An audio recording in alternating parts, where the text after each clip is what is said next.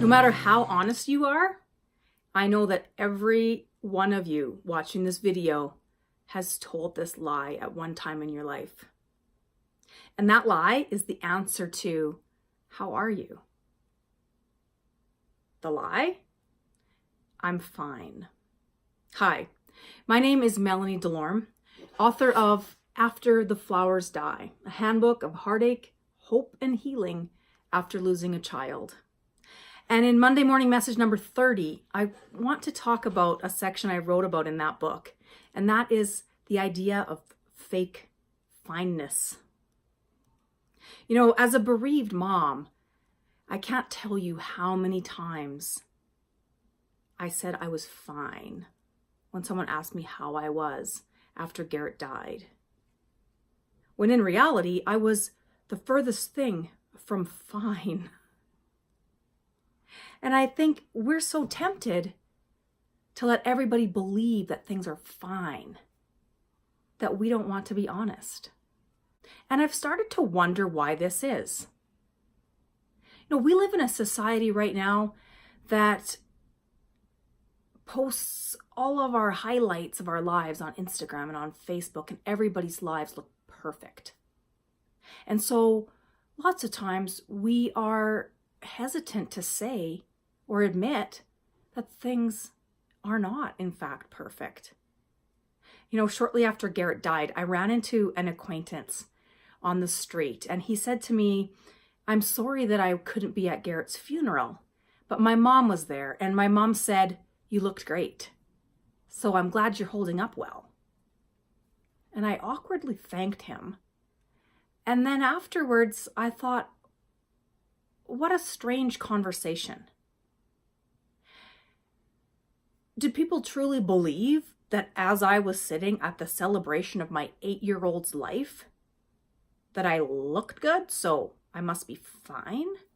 I can tell you I was anything but fine.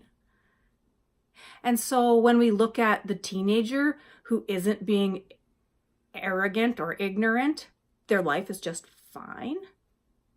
The waitress who was chatty and smiley this morning is completely fine.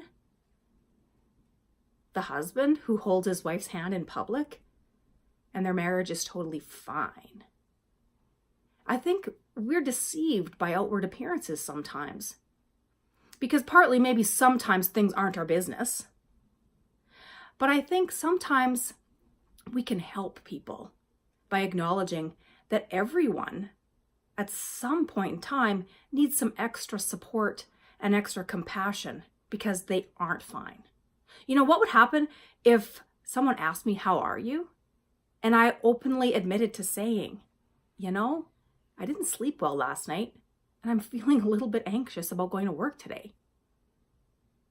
That could open the door to so many conversations that can be helpful because the answer could be, hey, I've been there too. So don't feel like you're alone. Or I understand. I wish I could help you with that, but I know it might be something you just have to work through yourself. Either way, opening the doors to those conversations make us feel less alone. As human beings, it is our responsibility to acknowledge our hurts and to feel all of our feelings. And putting on a mask of fake fineness isn't going to allow for that. So I would encourage each of you to avoid that fake fineness. And I know not everyone is interested in honest answers to how are you? And that's okay. I think the more that we're willing to put it out there, the more comfortable people will start being with our honest answers. And I suppose I could argue that faking fine once in a while and just going through the motions of trying to live and trying to be happy, especially when you're grieving, might make a positive difference. But eventually, we really do have to acknowledge all of the real things that we're dealing with.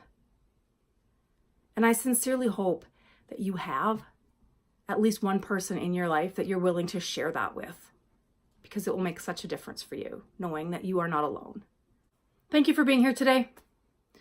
And please share this with anyone in your life who might need a reminder that it's okay that things don't appear perfect all the time. I will talk to you next week.